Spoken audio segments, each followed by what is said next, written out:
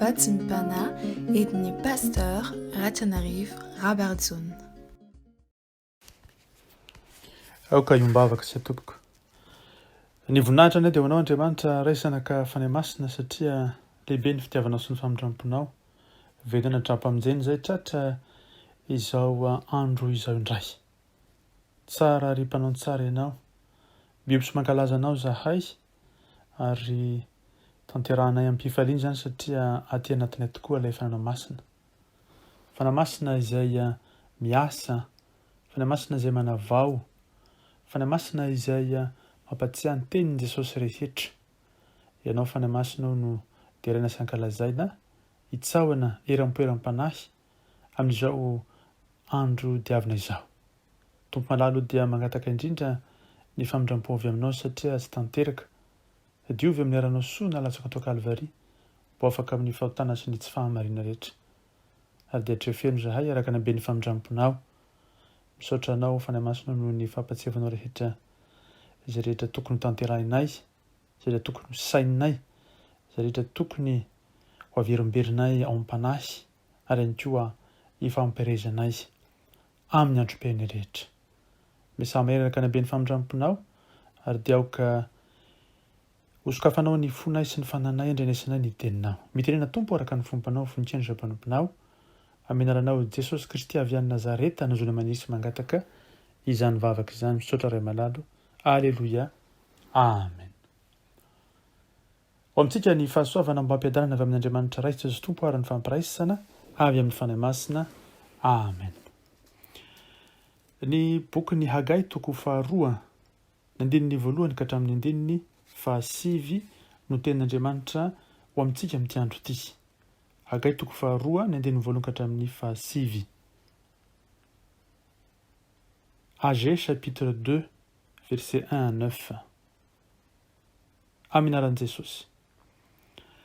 Tamin'ny andro faharaika amby roapolo tamin'ny volana fahafito natongavan'ny tenin'i Jehovah nentin'i Hagai mpaminany nanao hoe: lazao amin'ny Zerobabela zanaky Sealtiela governoran'i Joda sy amin'ny Josoa zanaky Jozadaka mpisorona be, ary amin'ny sisa ny vahoaka hoe: iza ny mbola sisa aminareo izay nahita ity trano ity tamin'ny voninany taloha? Fa manao ahoana kosa ny fahitanareo azy izao? Moa tsy toy ny tsintsinina eo masonareo ity? Nefa maireza ankehitriny ry Zerobabela hoy Jehovah, ary maireza ry Josoa zanaky Jozadaka mpisorona be, ary maireza ianareo vahoaka rehetra hoy Jehovah ka miasa, fa izaho no momba anareo hoy Jehovah tompona maro, araka ny teny fanekena nataoko taminareo, fony nivoaka avy tany Egypta ianareo, ary ny fanahiko dia mbola mitoetra ao aminareo ihany, koa aza matahotra ianareo. Fa izao no lazain'i Jehovah tompony maro, indray maka koa raha afaka kelikely dia ampiroroky ny lanitra sy ny tany, ary ny ranomasina sy ny tany maina, ary ampiroroky koa ny fiarenena rehetra, ka ho avy izay irin'ny fiarenena rehetra, ary ho fenoko voninahitra ty trano ity hoy Jehovah tompony maro, any volafotsy ary any volamena hoy Jehovah tompony maro. Ny voninahitra ty trano ity any aparany dia ho lehibe noho ny tany aloha hoy Jehovah tompony maro, ary eto amin'ity fitoerana ity no hanomezako fiadanana hoy Jehovah tompony maro. Amen. Miorina amin'ny fanatanterahana ny asan'Andriamanitra tokoa ny firaisan'ny mino. Ny firaisan'ny mino dia miorina amin'ny fanaovana ny asan'Andriamanitra. Izany lo hevitra mpaditsikavana amin'ity andro ity. Hitantsika amin'ny alan'izao tenin'Andriamanitra izao zavatra telo loha. Voalohany, Andriamanitra mihitsy ny momba ny zanak'Israely eo amin'ny fanatanterahana ny asa n'Andriamanitra. Faharoa, ny zanak'Israely izay toa-kivy sy diso fanantenana dia nomen'Andriamanitra ilay fanahiny. Ary fahatelo, Andriamanitra mampatsiahy fa ny fanatrehany no zava-dehibe. Voalohany ray havana dia hitantsika amin'ny alan'izao tenin'Andriamanitra izao fa Andriamanitra mihitsy no manatanteraka ny teny fanekena teo amin'ny zanak'Israely. Teny fampanantenana tamin'ny Abrahama sy Isaka ary Jakoba. Abrahama ilay rain'ny mino, Isaka ilay patriarka faharoa izay rain'ny Jakoba, ary Jakoba antsoina hoe Israely izay mpiady miaraka amin'Andriamanitra.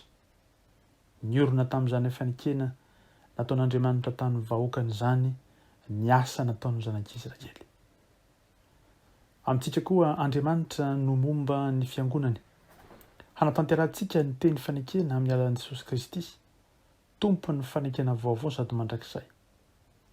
Miorina amin'izany fanikena no ny ranin'i Jesosy izany ny asa tanterahintsika rehetra. Asa iarahana manatanteraka eo amin'ny fiangonana, tsy ny fiangonana rafitra ihany fa ny fiangonana velona izay Jesosy ny lohany. Isika no ratsambatany. Maneran-tany izany fiangonana izany, hita miariary eo amin'ny toerana ihany koa izay misy antsika. Isika fiangonana eo amin'ny toerana dia mahatsiaro mandrakariva fa misy iray amintsika maneran'izao tontolo izao. Tahaka izany koa, ny fiangonana dia tsy ilay maneran-tany ihany fa ilay fiangonana eo an-toerana misy antsika. Samy eo ambanina faneken'i Jesosy Kristy, na ny eo an-toerana na ilay maneran-tany. Aokaristika iorina marina tokoa amin'izany teny faneken'i Jesosy izany. Ny ranona latsany dia manam-porofo ary vato velona, vato fantsika, vato lampy tsy miova, fa izy no manaiky ara-dalàna amintsika mandrakizay. Faharoa, ny zanak'Israely izay kivy sy diso fanantenana nampitaha ny tempolo faharoa sy ilay naoriny Solomona mpanjaka, dia nahatsiaro ilay tenin'Andriamanitra eto. Mandray ny tenin'Andriamanitra fa ho be voninahitra ny tempolo vaovao, satria eo ny fanahin'Andriamanitra ka hahery ny asan'Andriamanitra. Ny fanahy masina izay mirotsaka amintsika no mampiavaka antsika amin'ny hafariavany. Mampiavaka antsika amin'izao tontolo izao, isika no mahalala fa atenantsika izany fanahy masina izany. Isika no mahalala ny fanahy masina ary koa itoeran'ny fanahy masina. Io fanahy masina io no Andriamanitra miasa ankehitriny ka mila firaisana amintsika. Izy mihitsy no te hiditra ao amintsika, hiasa ao amintsika. Tompon'izao rehetra izao ny fanahy masina kanefa mitady izay toerany dia ny olona izany. Izany no maha-Andriamanitra fitiavana azy. Isika ny tempon'ny fanahy masina ankehitriny. Tandrovo fatratra ny fahamasinan'ny tempon'Andriamanitra dia isika izany. Fahatelo, Andriamanitra mampatsiahy fa ny fanatrehany no zava-dehibe. Tsy ny endrika ivelany kanefa tsy misy fahamasinana.